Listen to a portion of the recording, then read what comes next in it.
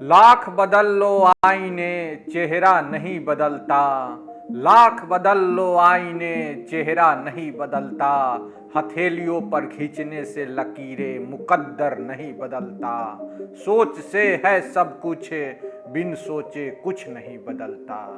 नमस्कार दोस्तों, आज हम लोग धीरू भाई अंबानी की वो कहानी जानेंगे जो पेट्रोल पंप पे नौकरी करके दुनिया के सबसे अमीर लिस्टों की सूची में अपना नाम दर्ज कैसे करवाया।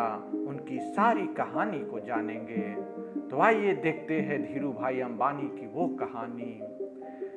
धीरू भाई अंबानी अपने दम पर सपने देखे और उन्हें हकीकत में बदलकर पूरी दुनिया के सामने यह साबित कर दिखाया कि अगर खुद पर कुछ करने का विश्वास हो तो निश्चित ही सफलता आपके कदम चूमती है। धीरू भाई अंबानी का मानना था कि जो सपने देखने की हिम्मत करते हैं वे पूरी दुनिया को जीत सकते हैं।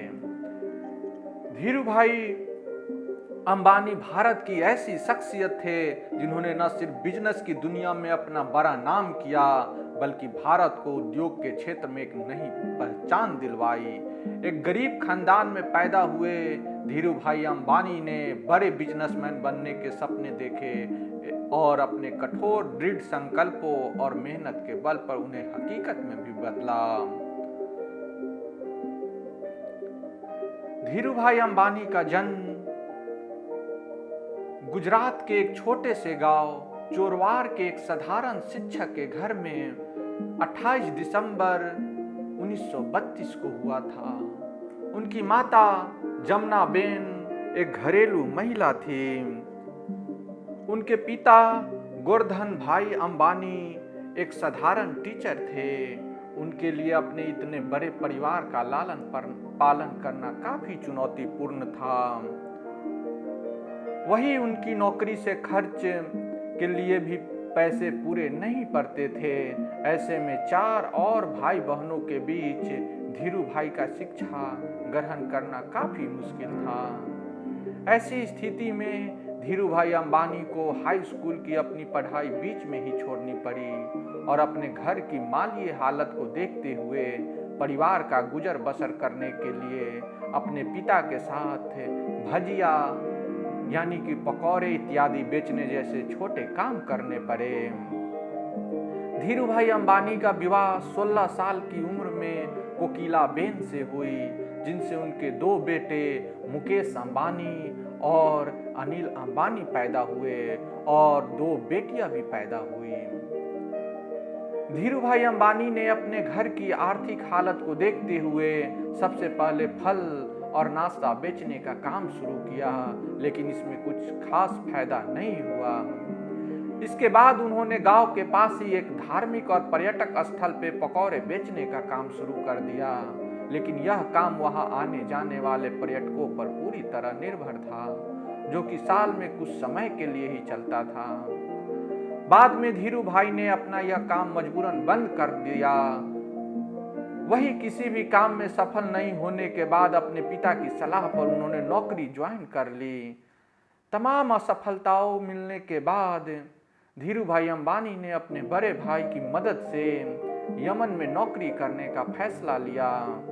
उन्होंने सेल कंपनी के पेट्रोल पंप पर अपनी पहली नौकरी की और करीब 2 साल तक नौकरी करने के बाद वे अपनी कार्यकुशलता और योग्यता के बल पर मैनेजर के पद पर पहुंच गए। हालांकि नौकरी करने के दौरान भी वे हमेशा बिजनेस करने के अवसर तलाशते रहते थे। वे शुरुआत से ही बिजनेस करने का कोई भी मौका अपने हाथ से जाने नहीं देना चाहते थे। शायद उनके इसी जुनून ने ही उन्हें दुनिया के सबसे सफल बिजनेसमैन की सूची में शामिल किया था। धीरू भाई अंबानी के बिजनेस के प्रति उनका रुझान का अंदाज उनके जीवन में घटित इस घटना से लगाया जा सकता है कि जब वे सेल कंपनी के पेट्रोल पंप पर 300 रुपये प्रति माह के हिसाब से नौकरी करते थे और बाहर में चाय 25 पैसे में मिलती थी, तभी भी धीरू भाई अंबानी 25 पैसे की चाय न पीकर एक बड़े रेस्टोरेंट में 1 रुपये की चाय पीने जाते थे। वो इसलिए करते थे कि ताकि उस रेस्टोरेंट में आने वाले बड़े बड़े व्यापारियों की बात सुन सके और बिजनेस की बारीकियों को समझ सके।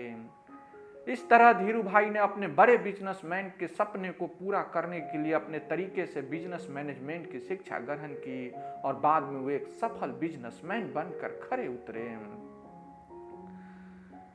धीरू भाई अंबानी ने अपने जीवन में तमाम संघर्षों को पार कर सफलता की असीम ऊंचाइयों को हासिल किया था। दरअसल धीरू भाई अंबानी जब यमन में नौकरी कर रहे थे, उसी दौरान यमन की आज़ादी के लिए आंदोलन की शुरुआत हो गई। हालात इतने बिगड़ गए कि यमन में रह रहे भारतीयों को अपनी नौकरी छोड़नी पड़ी। ऐसे में धीरू भाई अंबानी भी अपनी नौकरी छोड़कर भारत वापस लौट आए। फिर बिजनेसमैन बनने का ख्वाब संजो रहे धीरू भाई ने बिजनेस करने का फैसला किया। हालांकि किसी भी बिजनेस को शुरू करने के लिए निवेश की जरूरत थी और धीरू भाई के पास बिजनेस शुरू करने के लिए रकम नहीं थी, जिसके बाद उन्होंने अपने चचेरे भाई के साथ पॉलिस्टर, धागे और मसालों के आयात निर्यात के व्यापार की शुरुआत की।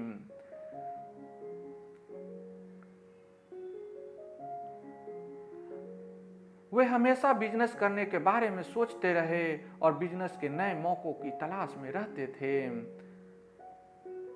धीरू भाई अंबानी जी के जीवन का वो दौर था, उनके पास न नौकरी थी और न ही कोई कारोबार शुरुआत करने के लिए पूंजी। ऐसे में उन्होंने अपने चचेरे भाई के साथ पॉलिस्टर, धागों और मसालों के आयात निर्यात के लिए महज 15,000 रुपये की राशि के साथ रिलायंस कमर्शियल कॉरपोरेशन की शुरुआत महजिद बंदर नरसिम्हा स्ट्रीट पर एक छोटे से ऑफिस के साथ की थी। यहीं से रिलायंस कंपनी का उदय हुआ। वही उस समय धीरू भाई अंबानी और उनका परिवार भुलेश्वर स्थित जय हिंद एस्टेट में एक छोटे से अपार्टमेंट में रहते थे। शुरुआती दौर में बिजनेस टाइकून धीरू भाई अंबानी का इरादा पॉलिस्टर यार्न को आयात करने और मसाले निर्यात करने का था। इसके साथ ही रिलायंस कॉरपोरेशन का पहला ऑफिस नरसिम्हा स्ट्रीट में बना था। महज 350 स्क्वायर फीट का एक कमरा था, जिसमें सिर्फ एक टेलीफोन, एक टेबल और 3 कुर्सियां थी।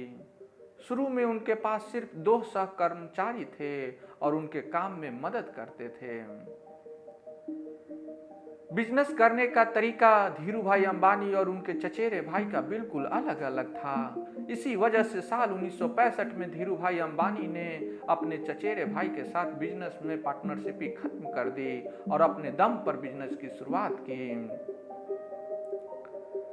इसके बाद धीरू भाई अंबानी ने सूत के व्यापार में अपनी किस्मत आजमाई और सकारात्मक सोच के साथ इस बिजनेस की शुरुआत की। धीरू भाई अंबानी को अपने माल की कीमत पहले से ही बढ़ने की उम्मीद थी और उससे उन्होंने जो मुनाफा कमाया वो उनके बिजनेस ग्रोथ के लिए काफी अच्छा था। वही धीरे धीरे धीरू भाई अंबानी को कपड़े के व्यापार की अच्छी खासी समझ हो गई। इस व्यापार में अच्छे मौके मिलने की वजह से उन्होंने साल 1966 में अहमदाबाद के नैरोरा में एक कपड़ा मिल की स्थापना की, जहां पर कपड़ों को बनाने में पॉलिस्टर के धागे का इस्तेमाल हुआ और फिर धीरू भाई अंबानी ने इस ब्रांड का नाम विमल ब्रांड रखा। धीरू भाई अंबानी के बड़े भाई रमनी लाल, जो कि चचेरे भाई थे, कि उनके बेटे विमल अंबानी के नाम पर रखा था और इस ब्रांड को पूरे भारत में जमकर प्रचार प्रसार भी किया। वही धीरे धीरे विमल ब्रांड भारत के छोटे छोटे इलाकों में भी घर घर घरेलू नाम बन गया। साल 1975 में विश्व बैंक की टेक्नीशियन टीम ने रिलायंस टेक्सटाइल के निर्माण इकाई का दौरा किया और उसे विकसित देशों के मानकों से भी अच्छा बताया। भारत में इक्विटी कल्ट की शुरुआत करने का क्रेडिट भी धीरू भाई अंबानी को ही जाता है।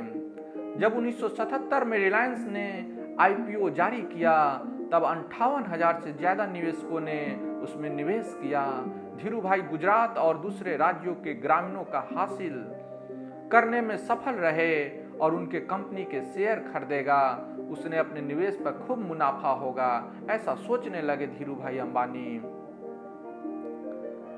दुनिया के जाने माने बिजनेसमैन धीरू भाई अंबानी ने अपनी जिंदगी में रिलायंस के कारोबार का विस्तार अलग अलग क्षेत्रों में किया।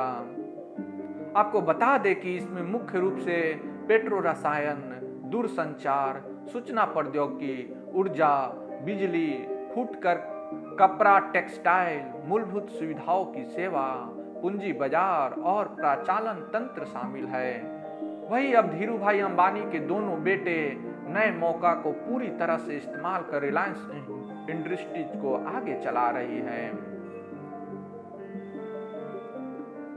आपको बता दें कि एक कमरे से शुरू हुई इस कंपनी में साल 2012 तक करीब 85,000 कर्मचारी काम कर रहे थे, जबकि सेंट्रल गवर्नमेंट के पूरे टैक्स में से 5% रिलायंस देती थी और 2012 में संपत्ति के हिसाब से दुनिया की 500 सबसे अमीर और विशाल कंपनियों में रिलायंस को भी शामिल किया गया था।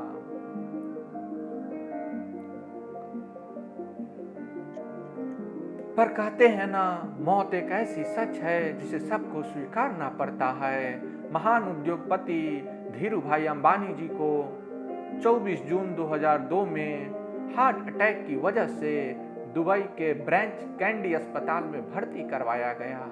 इसके बाद उनकी तबीयत लगातार खराब होती चली गई और 6 जुलाई साल 2002 में भारत की इस महान शख्सियत ने अपने अंतिम सांसें ली। उनकी मृत्यु के बाद उनके व्यापार को उनके बड़े बेटे मुकेश अंबानी ने बेहद कुशलतापूर्वक संभाला।